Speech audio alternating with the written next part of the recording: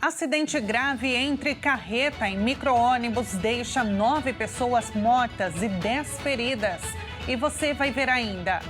Prefeito TikToker de Sorocaba vira réu por superfaturamento. E ainda, fenômeno promete elevar temperaturas em parte do país. Essas e outras notícias você confere agora no Redação Hit.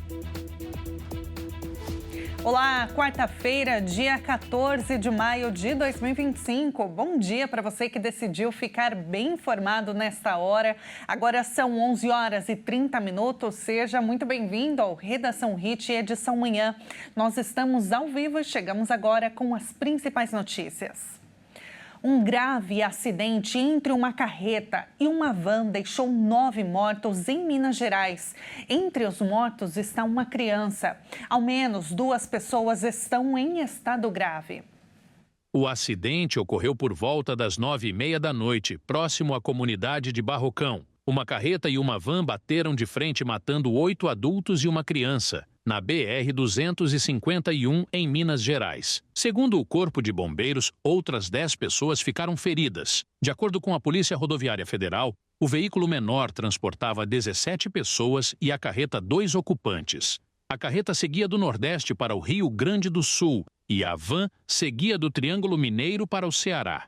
Várias pessoas ficaram presas às ferragens. As equipes dos bombeiros realizaram o desencarceramento das vítimas que estavam presas às ferragens e, posteriormente, em trabalho integrado com o SAMU, atenderam as 10 vítimas feridas, conduzindo 8 ocupantes da van para hospitais de Francisco Sá e Montes Claros. O motorista e o passageiro da carreta foram atendidos e liberados no local.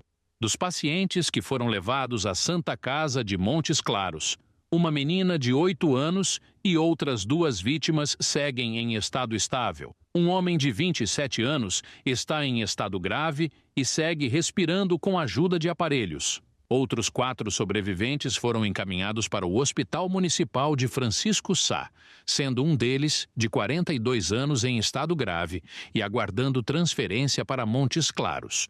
3 pacientes permanecem internados. Durante a atuação das equipes de salvamento, o trânsito na rodovia foi suspenso nos 2 sentidos. Segundo a PRF, a pista só foi totalmente liberada às 3h10 da madrugada desta quarta-feira. A operação que investiga fraudes em descontos do INSS entrou em uma segunda fase. A Polícia Federal cumpre nesta manhã mandado de busca e apreensão na cidade de Presidente Prudente, em São Paulo. A ação autorizada pela Justiça Federal no Distrito Federal mira dupla ligada à Confederação Nacional dos Agricultores Familiares e Empreendedores Rurais do Brasil, suspeita de participação no esquema de descontos indevidos no INSS.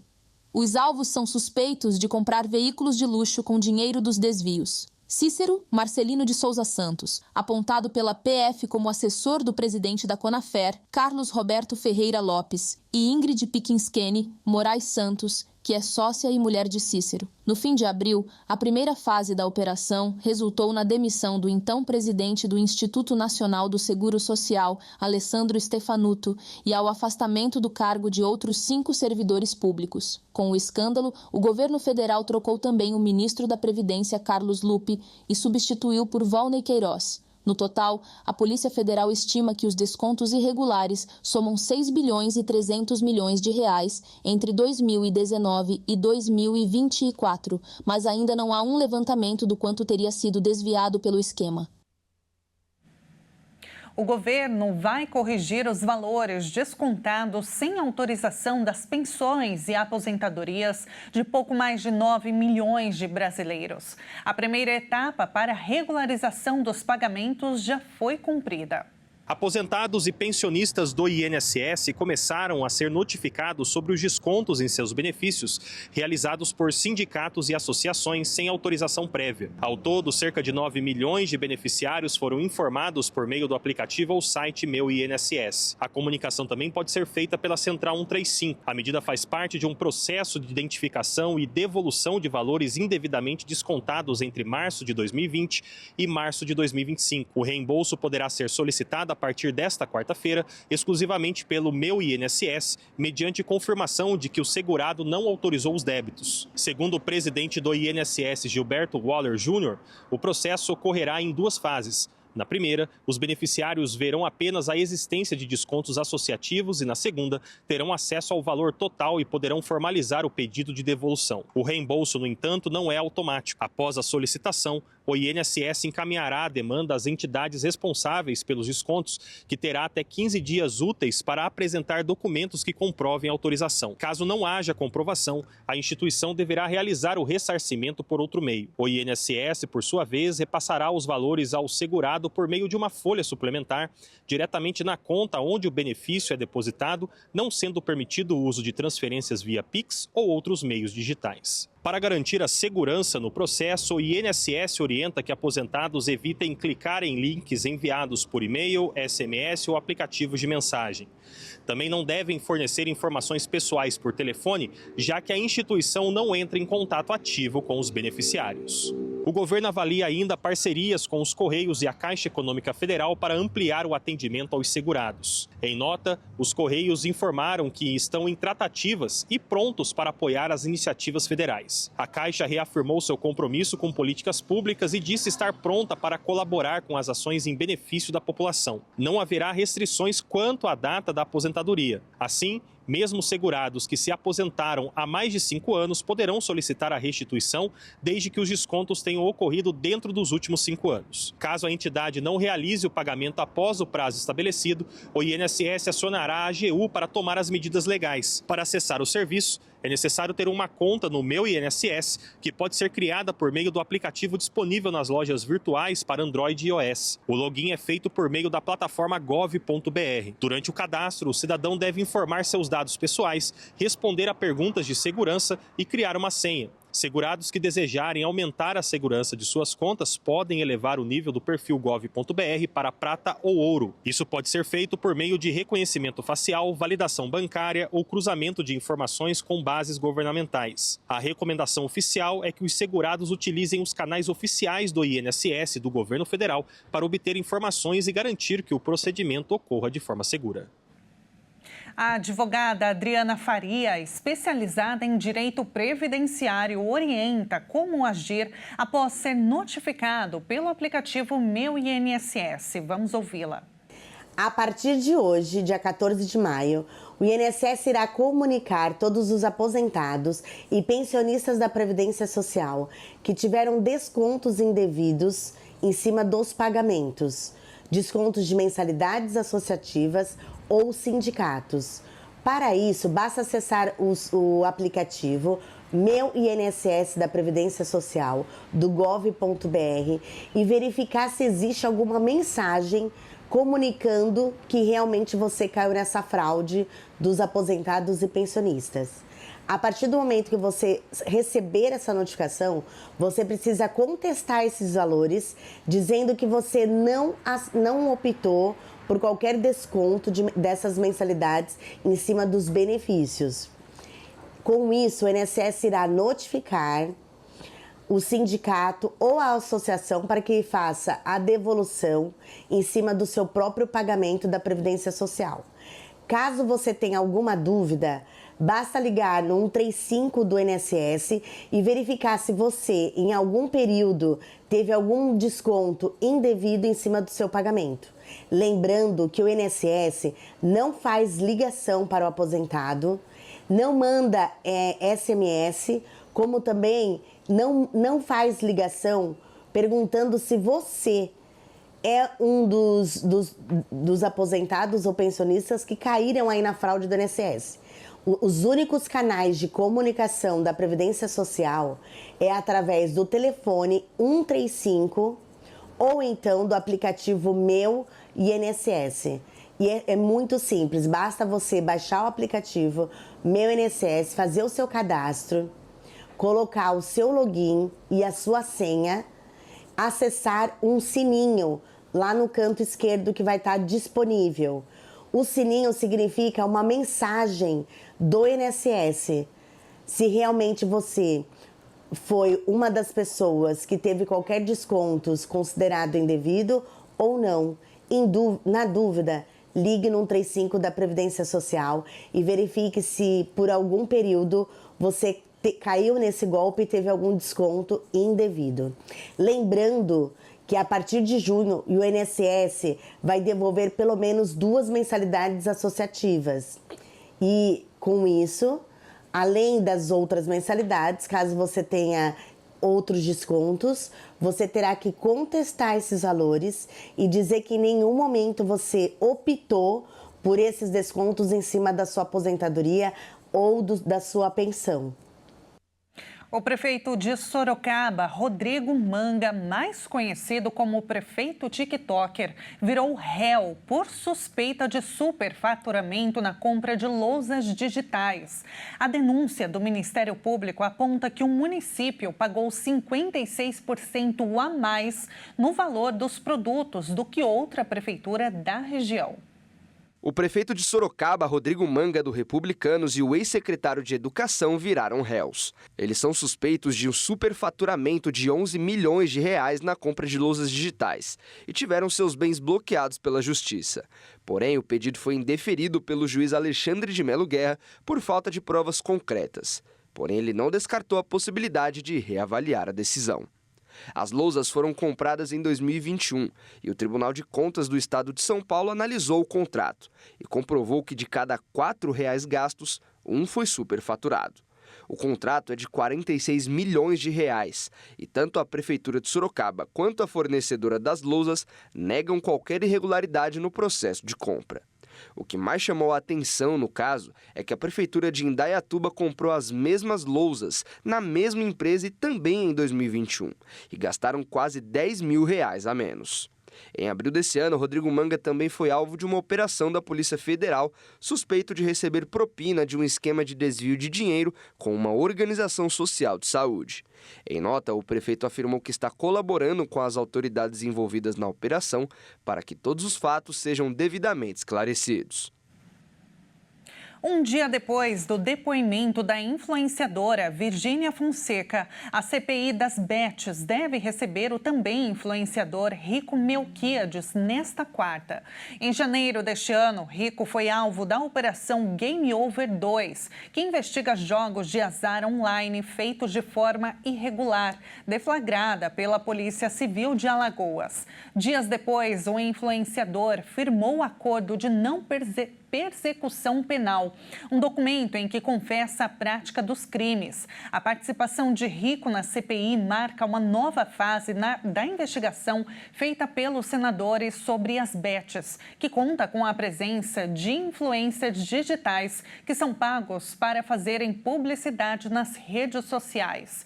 Uma discussão, aliás, uma decisão do ministro Alexandre de Moraes do Supremo Tribunal Federal garantiu ao influenciador o direito de permanecer calado durante os questionamentos que ele julgar que podem incriminá-lo. E veja a seguir a previsão do tempo para o país. E agora, antes do intervalo, como que está o tempo na cidade de Cuiabá, em Mato Grosso? 28 graus neste momento. Nós voltamos já.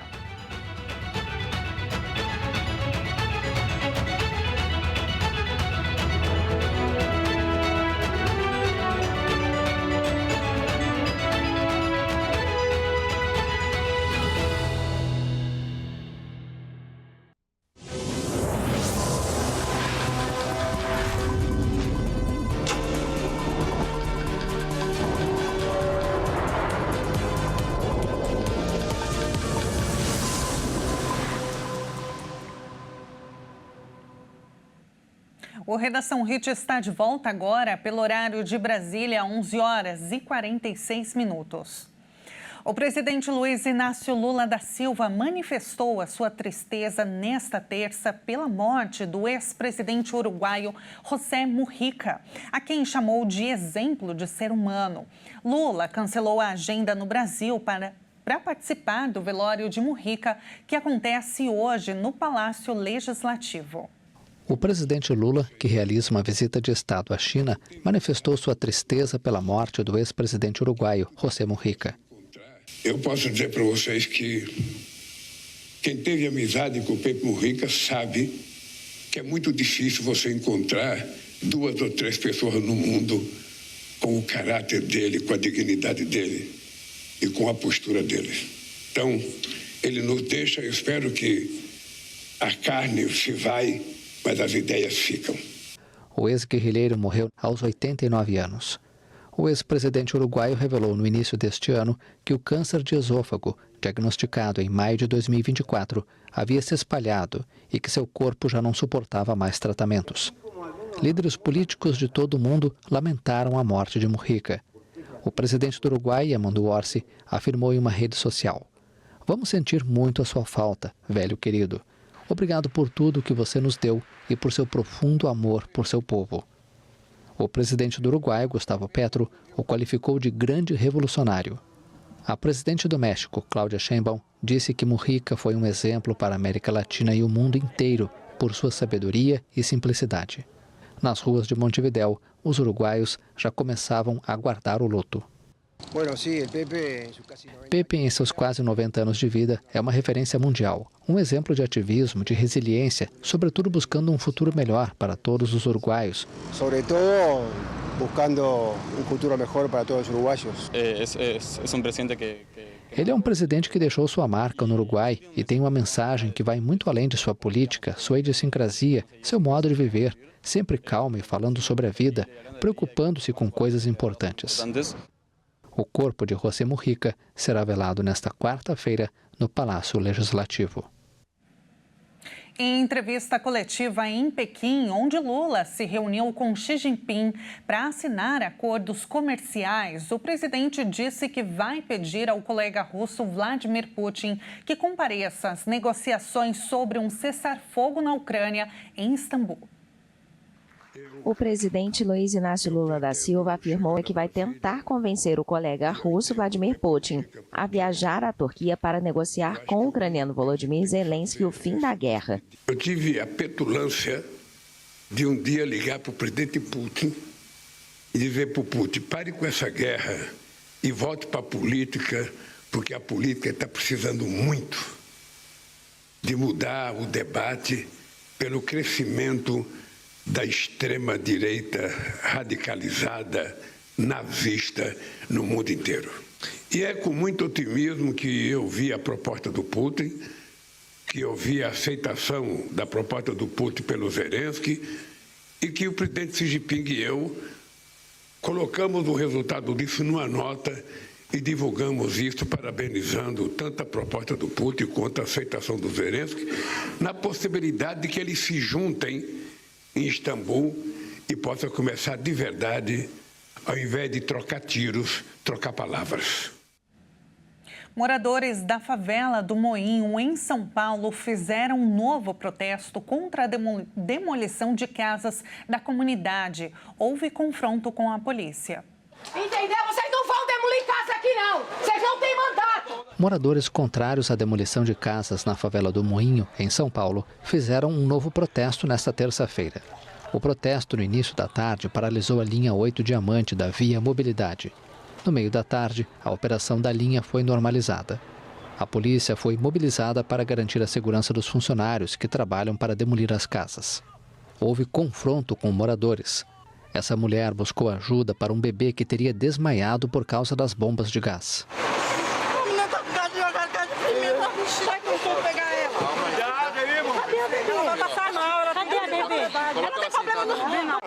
Aí, eles querendo invadir, querendo tirar os barracos, sendo que é pra eles entrar só quando todo mundo tiver saído, mano. Eles querem entrar agora.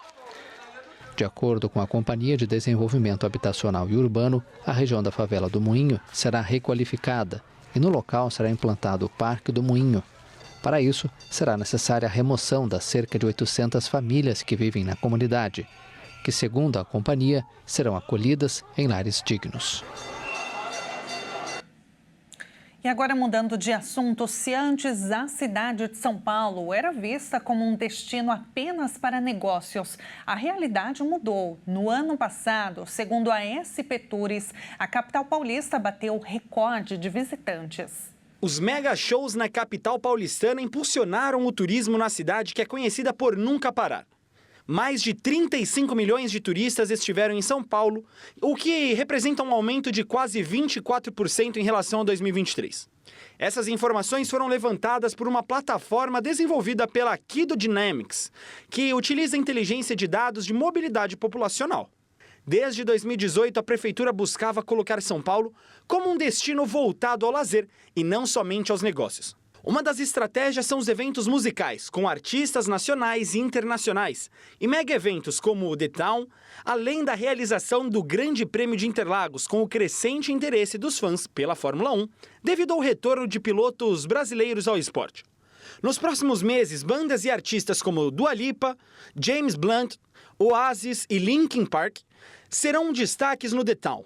O evento deve reunir o público de todas as regiões do Brasil e de países vizinhos. A expectativa da Prefeitura para esse ano é que cerca de 40 milhões de turistas visitem a cidade.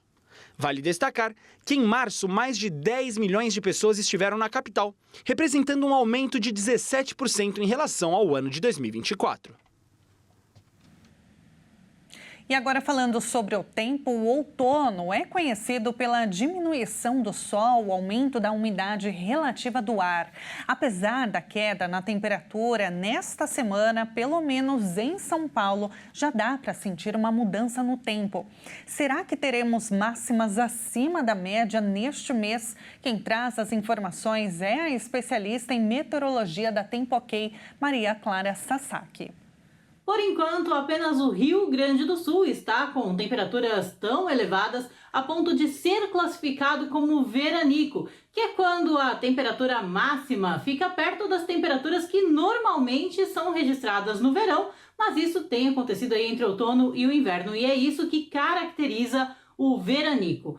Por enquanto, como eu falei, só o Rio Grande do Sul está sob esta condição, mas as outras áreas do Brasil estão passando também por um período de tempo seco e temperaturas acima da média. E a tendência é que essas temperaturas subam ao longo dos próximos dias. A partir da semana que vem, o calor se intensifica também entre Santa Catarina, Paraná, São Paulo, Rio de Janeiro, metade sul de Minas Gerais e no centro-oeste do Brasil. E estas áreas também podem entrar aí no que a gente chama de veranico.